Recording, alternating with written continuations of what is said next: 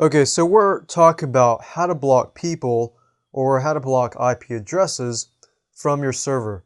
Now the question is, okay, why would I ever want to block an IP address from my server?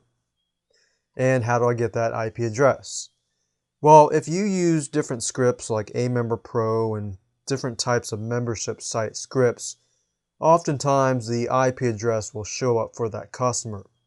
Now, for example, sometimes you can even go through your AW stats or through your logs, and you can see different IP addresses that are hacking into your server or trying to get into your server. If you have cPanel and you have a firewall, the majority of you will have this similar firewall. Now, if you don't, you're always going to have to email your web hosting company. If it's a fully managed server, you can find out how to do it and all that. But you can also block people and their IP addresses from individual websites. Like for example, if I go to my cPanel at one of my websites, for individual domain names, you can actually scroll down and you'll find the IP denying manager. And you can enter IP addresses and domain names that you want to prevent from accessing your site.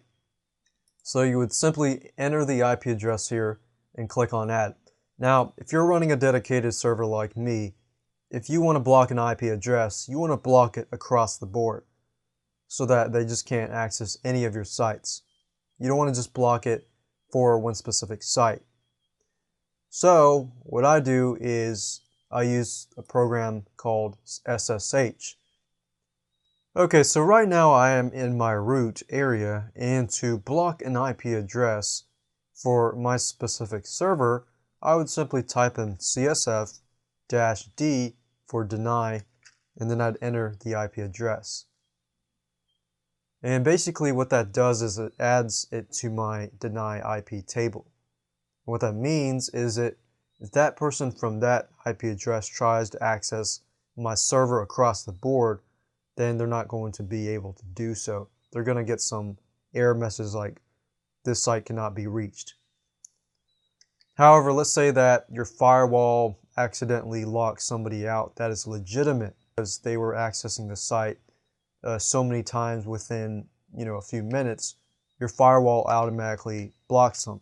If you want to allow them back, you would put -A for allow and put the IP address like that. And CSF is very, very popular, so you can use that. If it doesn't work, I'd advise you to contact your web hosting company for the dedicated server that you're on and figure out what is the action for denying IP addresses and allowing